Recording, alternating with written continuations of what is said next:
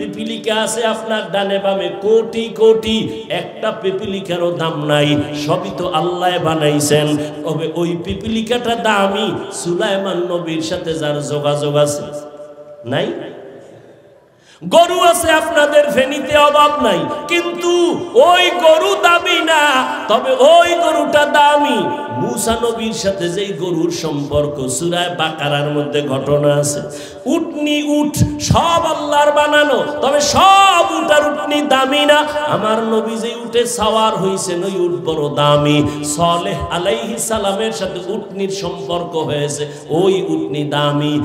এখন সেই উস্তাদরা আমারে দেখলে কপালে চুমা খায়, হাফিজ জান্নাতে গেলে আমগো নিয়ে যাবিনি, অত গর্ব করে। আর আমিও কলিজা ভরিয়া দোয়া করি, আজকে যদি ওস্তাদ আমাকে মেহনত না করতেন আমি এই চেয়ারে বসে কথা বলতে পারতাম না। আর দোয়া লাগবে উলামায়ে কেরাম আহলুল্লাহ, যারা আল্লাহর প্রিয় বান্দা, ফেরাসাতের পাওয়ার যাদের আছে, তাদের নেক নজর, তাদের দোয়া ছাড়া আগানো যাবে না রে বাবা। যতই বাহাদুরি করো, আল্লাহর কসম মা বাবার বরদোয়া যদি লেগে যায় মরার আগে পঙ্গু হয়ে যাবি। শিক্ষকের বরদোয়া যদি কপালে লাগাও বিদ্যার জগৎ থেকে হারায় যাবি। রাস্তায় ঘুরি, মাঝে মাঝে যাই, অনেক পাগল দেখি ইংলিশে কথা কয়, আরবিতে কথা কয়। চিন্তা করলাম ব্যাপারটা কি, পাগল আবার ইংলিশ শিখছে নি, আরবি শিখছে নি। খুঁজা দেখলাম না না, তাহলে পাগল আবার আরবি কেন কয়? খুঁজা বের করলাম মাদ্রাসার ভালো ছাত্র ছিল, বেয়াদবি কইরা রাস্তার পাগল হয়েছে। স্কুলের ভালো স্টুডেন্ট ছিল, শিক্ষকের সাথে বেয়াদবি করে রাস্তার পাগল হয়ে গেছে। ও আল্লাহর বান্দা, মানুষ তো সবাই, তবে সবাই তো মুমিন না। মুমিন তো সবাই, সবাই তো আমলওয়ালা না, ইলমওয়ালা না। আমলওয়ালা তো সবাই, তবে সবাই তো তাকওয়াওয়ালা না। এরে আল্লাহর বান্দা, জমিনে কুকুরের অভাব নাই। কে বানাইছেন কুকুর? আমার আল্লাহ। তবে সব কুকুর তো দামি না। আসহাবে কাহাফের সাথে যেই কুকুরের সম্পর্ক, ওই কুকুর নবী বলেন জান্নাতি। পিপিলিকা আছে আপনার ডানে বামে কোটি কোটি, একটা পিপিলিকারও দাম নাই, সবই তো আল্লাহ বানাইছেন। তবে ওই পিপিলিকাটা দামি সুলাইমান নবীর সাথে যার যোগাযোগ আছে নাই। গরু আছে আপনাদের ফেনীতে, অভাব নাই, কিন্তু ওই গরু দামি না, তবে ওই গরুটা দামি। মুসা নবীর সাথে যেই গরুর সম্পর্ক সূরা বাকারার মধ্যে ঘটনা আছে। উটনি উট সব আল্লাহর বানানো, তবে সব উট আর উটনি দামি না। আমার নবী যে উটে সাওয়ার হইছেন ওই উট বড় দামি। সালেহ আলাইহিস সালামের সাথে উটনির সম্পর্ক হয়েছে, ওই উটনি দামি। জাতীয় মাছ খাই ইলিশ, কয় না মাছ তো সবই আল্লাহ বানাইছেন, ওই মাছ একটাও দামি না। ইউনুস নবীরে যেই মাছ পেটে ধারণ করেছেন ওই মাছ আল্লাহর জান্নাতে যাবে। ছাত্র তো সবাই, আমিও ছাত্র। একটু আগে কিন্তু আমার এক সাথী ভাইয়ের কথা বলছি, তিনিও কিন্তু ছাত্র। সবাই তো আল্লাহর কাছে প্রিয় না, সবাই তো মায়ের কাছে প্রিয় না, সবাই তো ওস্তাদের কাছে প্রিয় না, সবাই তো উলামায়ে আহলে হকের কাছে প্রিয় না। এরে নবীর আশিক উম্মতেরা, ও যুবক, ডাক্তার হও, ইঞ্জিনিয়ার হও, স্কুলে পড়ো, কলেজে পড়ো, ভার্সিটিতে পড়ো, চাকরি করো, ব্যবসা করো, দোয়া করি ডাক্তার হও, ইঞ্জিনিয়ার হও, প্রফেসর হও। তবে আমার দাবি বেয়াদব হইও না। মা বাবায় যেন তোমার কথায় কোনোদিন কষ্ট না পায়, শিক্ষক যেন কষ্ট না পায়, উলামায়ে কেরাম যেন কখনো কষ্ট না পায়। যদি কষ্ট দিয়া ডাক্তার হও লাভ নাই, জোতা খাইয়া তাসনিমার মতো পালাবি। ওই ডাক্তার হইয়া লাভ আছে? কোনো লাভ নাই। ওয়াল্লাযীনা জাহাদু ফীনা লানাহদিয়ান্নাহুম সুবুলানা। আল্লাহকে পাওয়ার জন্য তিনটা ক্লাস। কয়টা? সংক্ষেপে আমি শেষ করতেছি। প্রথম ক্লাসের নাম মুজাহাদা, দ্বিতীয় ক্লাসের নাম মুরাকাবা, তৃতীয় ক্লাসের নাম মুশাহাদা। এটি তরিকার লাইনে মারেফতের লাইনের ক্লাস। 1 নাম্বার ক্লাস মুজাহাদা, অর্থাৎ আল্লাহ পাওয়ার চেষ্টা করা। দ্বিতীয় হলো মুরাকাবা, আল্লাহ পাওয়ার মতো ধ্যান করা, সাধনা করা। এরে আল্লাহর বান্দার, আপনারা জানেন নবীর উপরে কোরআন আছে 40 বছর বয়সের পরে কোরআন নাজিল শুরু। এবার প্রশ্ন বড় জটিল, আমার নবীর জ্ঞান তো তুলনা নাই।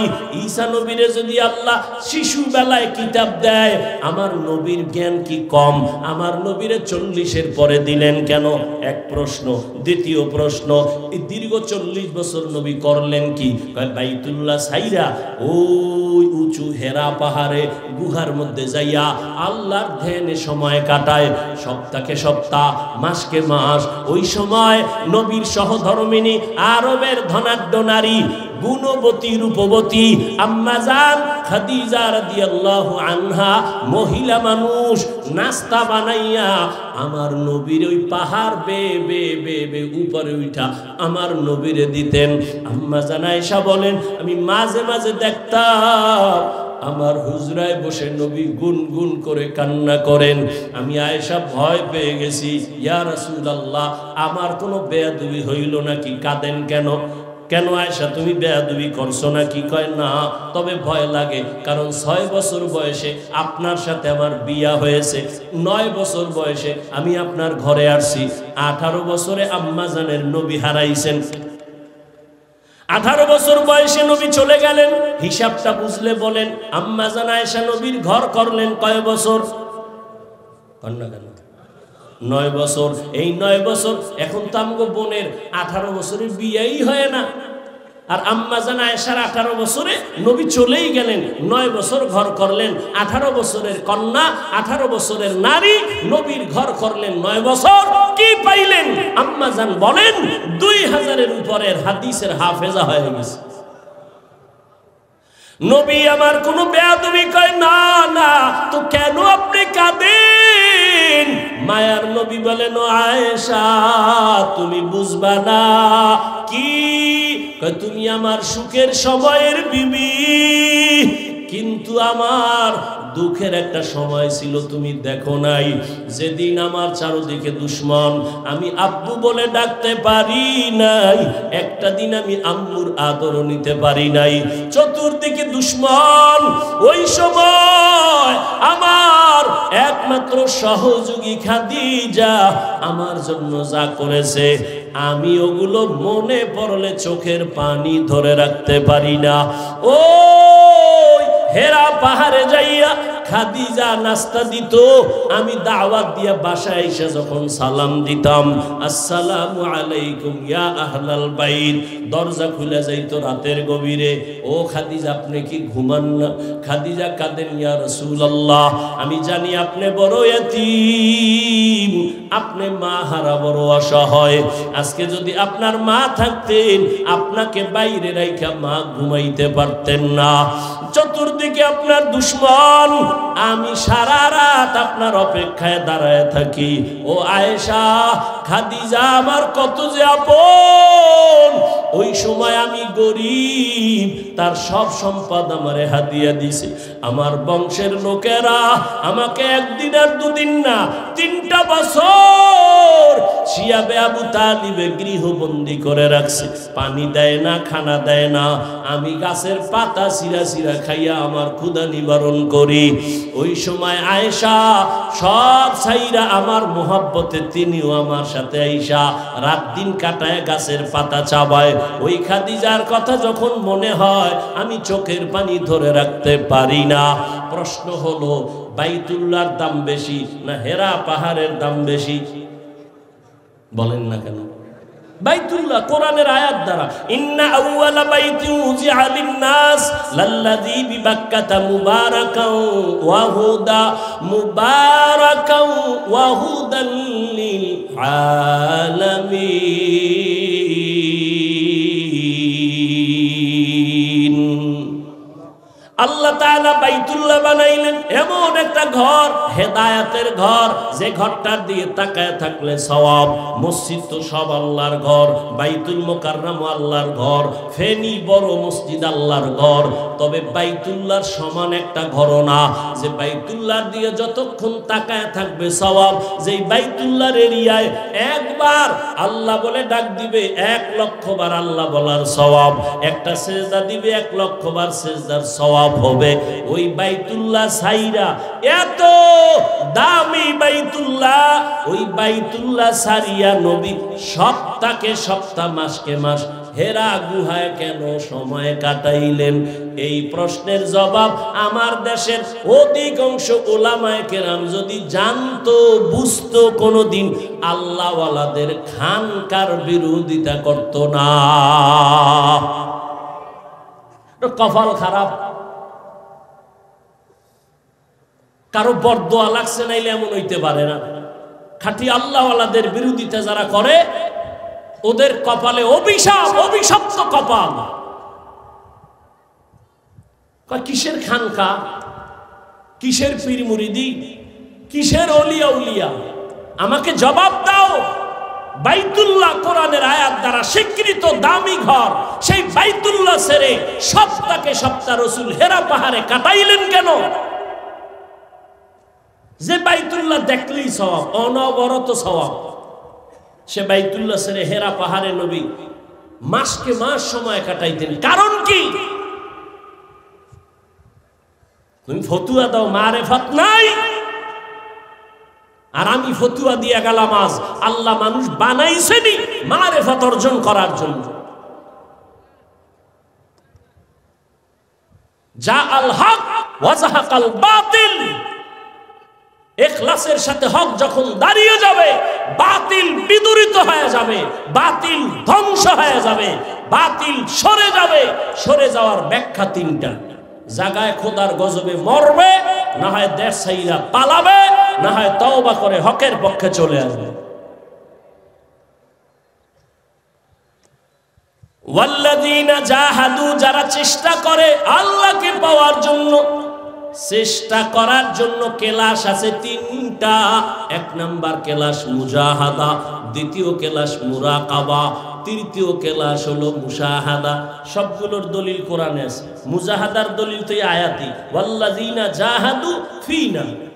এবার দরকার মুরাকাবার দলিল আর মুশাহাদার দলিল। হাদিসে জিবরাইল তার জ্বলন্ত প্রমাণ, আন তা'বুদাল্লাহা কাআন্নাকা তারাহ ফাইন লাম তাকুন তারাহ ফাইন্নাহু ইয়ারাক। এটা স্পষ্ট আর অস্পষ্ট ইশারায় এই দোনোটার দলিল। ওয়া ইন্নাল্লাহা লামাআল মুহসিনিন, বিস্তারিত এই আয়াত। মুহসিন এর সাথে আল্লাহ থাকেন। আগের কথা কি? যারা চেষ্টা করে আমাকে পাওয়ার জন্য, আমি রাস্তা খুলে দেই অনেক। এরপরে আল্লাহ বলেন ওয়া ইন্নাল্লাহা লামাআল মুহসিনিন, আমি মুহসিনদের সাথী হয়ে থাকি। দুই কথায় কোনো মিল নাই। কারণ কি? আগের কথা পরের কথা আলাদা। যারা চেষ্টা করে আমাকে পাওয়ার জন্য, আমি অনেক রাস্তা তাকে খুলে দেই, আর আমি মুহসিনদের সাথেই থাকি। এ কথার ব্যাখ্যা কি?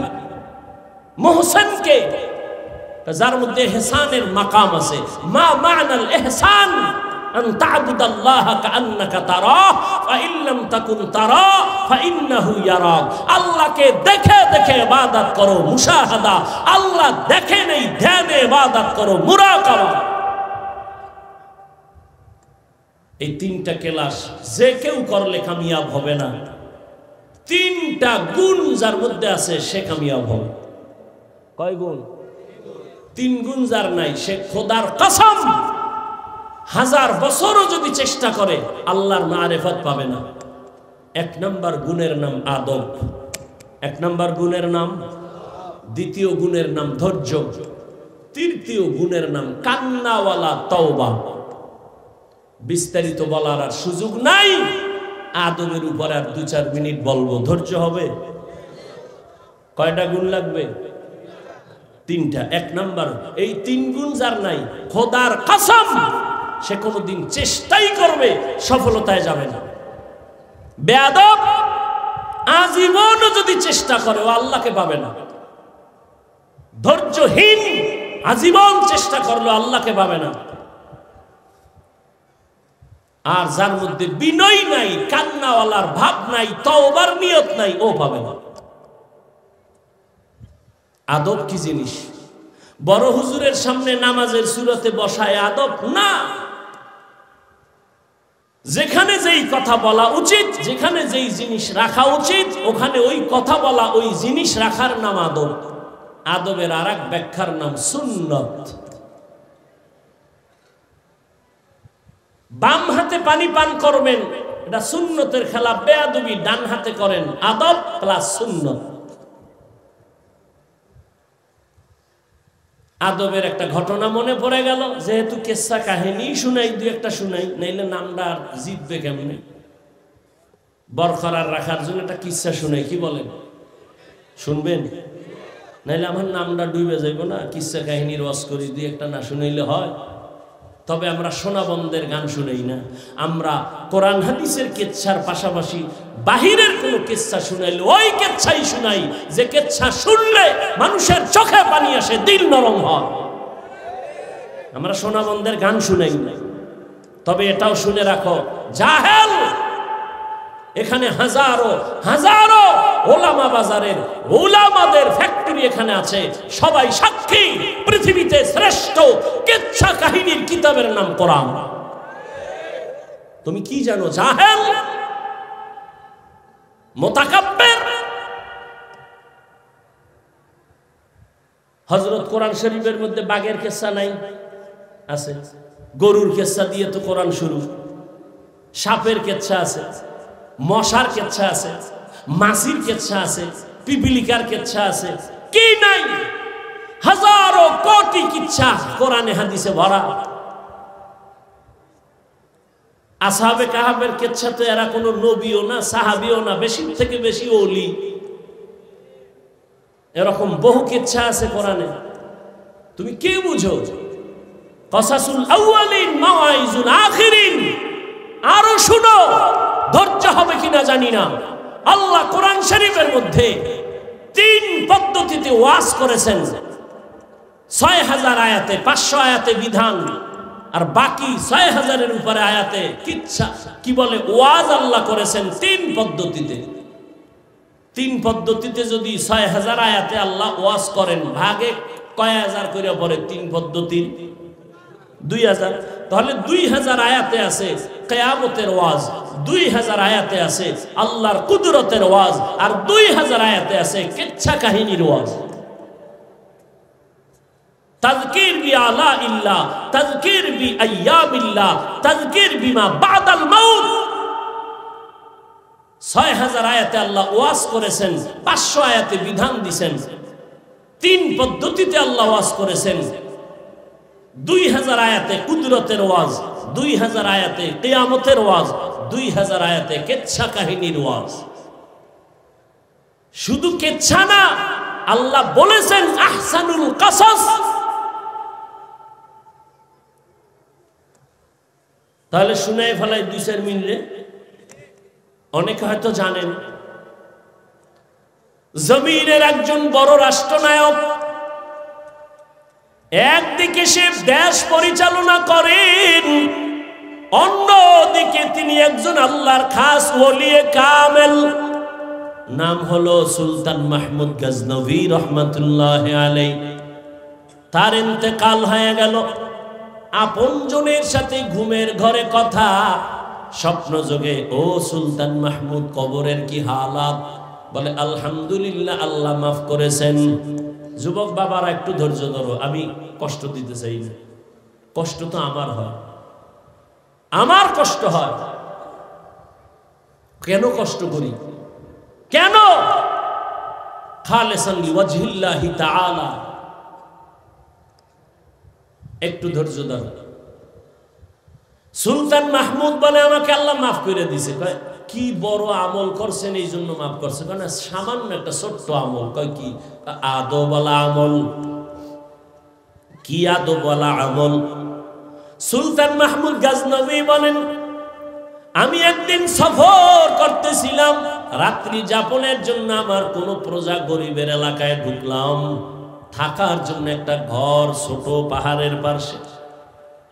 যখন আমাকে থাকার জন্য ঘর দিল, এমন একটা ভাঙ্গা ঘর, গরিবের একটা জায়গায় দিল, বিছানা, একটা ছোট রুম। ওখানে যখন শুইছি, হঠাৎ করে নজর করে দেখি আমার পায়ের কিনারায় ছোট একটা তাক, তাকের উপর এক জিলদ কোরআন শরীফ। চিন্তা করলাম আমি এখানে রাতে ঘুমাবো, আমার পায়ের কিনারায় কোরআন শরীফ থাকবে, এটা কেমন কেমন মনে হয় না। এখানে আমি একটু আরামে ঘুমাই, কোরআন শরীফটা অন্য জায়গায় রেখে আসি। চিন্তা করে বসলাম, বসার পরে দাঁড়াইলাম, কোরআনটা হাতের মধ্যে নিলাম, নিয়ে অন্য রুমে যখন রওনা, মাঝখানে যাই আবার দাঁড়ায় গেলাম। চিন্তা আবার ঘুরে গেল, আরে আল্লাহর কোরআনের এত সম্মান, আমি সুলতান মাহমুদের তোই সম্মান নাই। আমি আরামে ঘুমানোর জন্য কোরআন শরীফ অন্য রুমে রাখবে, এটা কেন? প্রয়োজনে আমি অন্য রুমে কষ্ট করে ঘুমাবো, আল্লাহর কোরআন সুন্দর জায়গায় থাকবে। ভাইবা ফিরত আইয়া কোরআন শরীফ আবার আগের জায়গায় রেখে এবার আমি অন্য রুমে গিয়া ঘুমাইলাম। এই যে কোরআনের সাথে একটু আদব দেখাইছি, আমার মাওলার কাছে পছন্দ হয়ে গেছে, আমার আল্লাহ আমাকে মাফ করেছে। আতিনা ফি দারে দুনিয়া না হাসান, আতিনা ফি দারে উকবা না হাসান। ও যুবক, আদবালা জিন্দেগির বড় দাম। কয়দিন আর দুনিয়ায় বাহাদুরি করবি? জীবনে তো শখ মিটাইয়া গুনাহ কম করো নাই। মনে চাইছে পার্কে যাবি, দৌড় দিছ, কেউ বাধা দিছে, ফেরো নাই। মনে চাইছে মেয়েদের নিয়ে আড্ডা দিবি, দিছ, ফেরো নাই। মনে চাইছে সারা রাত মোবাইল চালাবি, চালাইছো, নামাজ পড়বি না, পড়ো নাই। আর কত, এবার ফের একটু তাওবা কর। ওরে আল্লাহর বান্দা, আমিও যদি তোমার মতো প্যান্ট শার্টটাই লাগায় দাড়ি কাটে রাস্তায় ঘুরতাম বাহাদুরের মতো, কেউ আমারে বাধা দিত না। টুপিটা মাথায় দিছি, কত গরম লাগে, তোমার থেকে কম বুঝি না রে বাবা। দাড়ির কারণে যৌবনের ভাব চলে যায়, কম বুঝি না। ও আল্লাহর বান্দায় জামাটা পরার কারণে কত আটকা আটকা লাগে, শরীরটা গরম লাগে, কম বুঝি না। শুধু তাই না, এই টুপির কারণে, দাড়ির কারণে কত গালি আমাদের তোমরাও দাও, অন্যেরাও দেয়, বিধর্মীরাও দেয়। মাদ্রাসায় পড়ে লাভ নাই বইলা কত গালি দাও, কত বিরুদ্ধে লেখালেখি করো, সব জানি। এরপরও একটা গালি দিলাম না রে বাবা, বরং আরো পাও ধইরা ধইরা তোমাদের বুঝাইতেছি। মনে হয় জানো আমি তোমার টাকার কেনা একটা গোলাম, এইভাবে তোমার সাথে কথা বলি, আবার ফাঁকে ফাঁকে মাফ চাই। কষ্ট পাই শুনি রে বাবা, আল্লাহর হস্তে মাফ কইরা দিও। আবার মোনাজাতে আল্লাহর কাছে ক্ষমা চাই। এইভাবে এত কষ্ট করি বাবা, কারণ কি? কারণ আর কিছুই না, আমি কিন্তু তোমারে হুজুর বানাবার পরামর্শ দেই নাই। আমি বলি নাই পাগড়ি লাগায় তসবিহ হাতে নাও, স্কুলে তালা লাগাও, তাও বলি নাই। বরং আমি সাহস দিয়া বলেছি, স্কুলে পড়ো, কলেজে পড়ো, চাকরি করো, ব্যবসা করো, তবে দাবি আমার একটা, ডাক্তার হও, ইঞ্জিনিয়ার হও, প্রফেসর হও, ব্যবসায়ী হও, চাকরিজীবী হও, বেয়াদব হইও না রে বাবা। তোমার মতো যুবক তাকায়া দেখো, স্কুল কলেজে পড়িয়াও 5 বেলার নামাজ পড়ে, সত্য কথার সাক্ষী দেওয়া আছে না নাই? তুমি নিজের একটু জিজ্ঞাসা করো, তুমি কেন পারবা না? তোমার মতো যুবক তাকায় দেখো, রাস্তায় গাড়ি চালায়, নামাজ ছাড়ে না, বলো তুমি কেন পারবা না? নিজের বিবেকটাকে প্রশ্ন করো। তোমার মতো যুবক র্যাব, আর্মি, পুলিশ, বিডিআরের চাকরি করে, doctor, professor, engineer, OC, DC, SP, নামাজ পড়ে, দাড়িওয়ালা, তুমি কেন পারো না? তোমার কপালে বুঝি কার অভিশাপ লাগছে? গুনার কারণে আমার আল্লাহ বেজার হয়ে গেছে।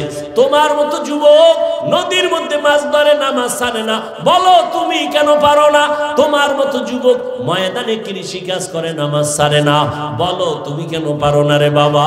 ও আল্লাহর বান্দারা, এখনো কি গুনাহ থেকে ফিরবা না? আরে আল্লাহর বান্দা, কোরআনটা কি মিথ্যা মনে করেছো? পারলে একটা ভুল আমার সামনে এখন বের করে দে। আল্লাহর কসম, আমি এখন দাড়ি কেটে ফেলবো, নামাজ রোজা বাদ দিয়া প্যান্ট শার্টটাই লাগায় নাচ গান শুরু করব। তুমি কেন 1500 বছর পর্যন্ত পর্যন্ত আজও একটা ভুল কোরআন থেকে কেউ বের করতে পারে নাই, বরং বহু পণ্ডিতেরা মাথা নত করে কালেমাওয়ালা মুসলমান হয়ে গেছে। ও যুবক, আমিও যদি প্যান্ট শার্ট টাই পরে চলি, কে আমাকে ফিরাবে? কেউ না। কিন্তু না, এত কষ্ট করে করে করে করে চলার মানে কি? এই যে ঠান্ডার দিন আসতেছে, অনেক শীত, তোমারে কেমনে বুঝাবো? ফজরের সময় ওযু কইরা ঠান্ডা পানি দিয়া নামাজ পড়তে কি যে কষ্ট, এটা বুঝাবার কোনো ভাষা নাই। এরপরেও কেন নামাজ ছাড়ি না? কেন পর্দা রক্ষা করে চলি? কেন তুমি গালি দাও, জবাব দেই না? গালি শুনিয়াও তোমার সাথে খারাপ ব্যবহার করি না। এর একমাত্র কারণ রে বাবা, তুমিও মুসলমান, আমিও মুসলমান, তোমার এত বুঝাইতে হয় কেন? আজকে যদি হিন্দুদের পাও ধরে বয়ান করতাম, মনে হয় ওরা মদিনার আশেক হয়ে যাইতো। অথচ তোমারে তাবলিগওয়ালারা বুঝায়, পীর সাহেবরা বুঝায়, বক্তারা বুঝায়, জুমার খতিবরা বুঝায়, এরপরেও কেন তুমি লাইনে আসতে চাও না? অথচ তোমার আমার আল্লাহ এক, নবী এক, কোরআন এক, কাবা এক, ধর্ম এক, কালেমা এক। দুনিয়াতে আসছি, বিদায় বেলা কাফন হবে তিনটা। আজকে আমি যতই ভাব দেখাই বক্তা, তুমি ভাব দেখাও ক্ষমতা আর টাকা, সাদা কাফনে যেদিন ঢুকবা সব বাহাদুরি বন্ধ হয়ে যাবে। তোমারও তিনটা কাফন, আমাকেও তিনটা কাফন দেয়া হবে। কারো কাফনের উপরে লেখা থাকবে না বড় হুজুরের লাশ, সবারটা একাকার হয়ে যাবে। কবরের সাইজও হবে এক, কবরের প্রশ্ন হবে তিনটা, তাও এক। রবের পরিচয় দাও, ধর্মের পরিচয় দাও, রাহমাতুল লিল আলামিনের পরিচয় দাও। নবীজি বলেন, এই তিনটা প্রশ্নের জবাব যারা দিবে তাদের কবর হবে রওজাতুম মির রিয়াজিল জান্নাহ। আর যারা জবাব দিতে পারবে না তাদের কবর হবে হুফরাতুম মিন হুফারিন নার। কারা পারবে? আমরা হুজুরেরা? গ্যারান্টি আছে? আরে আমরা হুজুরেরা কবরের জবাব দিতে পারবো, এই গ্যারান্টি যদি থাকতো তাহলে জান্নাতের টিকিট হাতের মধ্যে পাইয়া তারা জীবন ভর সাহাবায়ে কেরাম কান্না করতেন না। রহমতের নবী বলেন, আমি আয়েশার হুজরায় ঘুমাইছি, আমি ঘুমাইলাম আর চোখ বন্ধ, তবে আমার অন্তর ঘুমায় না। রাতের গভীর, আমার মাথার পাশেই তো মসজিদে নববী, ছোট্ট একটা ঘর। হঠাৎ রাতের বেলা কানের মধ্যে কান্নার আওয়াজ আসতেছে। গভীর রাতে আমি চোখ খুললাম, এই রাতে কে কান্না করে? আমি আস্তে আস্তে উঠলাম, উইঠা আমি বের হইয়া মসজিদের পাশে দাঁড়ায় দরজার কিনারায় দেখি সাধারণ কেউ নামাজে গভীর রাতে কাঁদে না। জান্নাতের এক নাম্বার সাহাবী আবু বকর নামাজে দাঁড়ায় দাঁড়ায় কান্না করে। আমি নবী অপেক্ষায় আছি, যে আবু বকরের আমার আল্লাহ ডাইরেক্ট সালাম পাঠাইছেন। ও আবু বকর, নামাজে কেন কান্নার আওয়াজ? নামাজ শেষ করার পরে আমি আবু বকরকে জিজ্ঞাসা করলাম, আপনি নামাজে দাঁড়াইয়া কাঁদছেন কেন? আবু বকর বলেন, ইয়া রাসূলুল্লাহ, আল্লাহর আদালতে কেমনে দাঁড়াইয়া হিসাব দিব সেই ভয় কান্না করতেছিল। আবু বকর, আপনার নামে তো জান্নাতের টিকিট, এরপরও কেন এত ভয়? আবু বকর বলেন, ইয়া রাসূলুল্লাহ, আপনিই তো বয়ান করেছেন কিয়ামতের ভয়ঙ্কর হালাতের কথা। জমিন হবে কিয়ামতের মাঠ, আরাফার ময়দান হবে আল্লাহর বিচারালয়, আদালত। মানুষগুলো সব উলঙ্গ দাঁড়াবে, সূর্যের গরমে মাটির জমিনটা তামা হয়ে যাবে। জাহান্নামের আওয়াজ চিল্লাবে আর বলবে, আল্লাহ গুনাহগার গুলো কই? সব আমার পেটে দাও, আমার পেটে ক্ষুধা। ওদিকে আল্লাহ রাগান্বিত আওয়াজ দিবেন, লিমানিল মুলকুল ইয়াউম লিল্লাহিল ওয়াহিদিল কাহ্হার। ও পর্দার আড়ালের মা বোনেরা, আসেনি? মা বোন আছে আশেপাশে? নাই?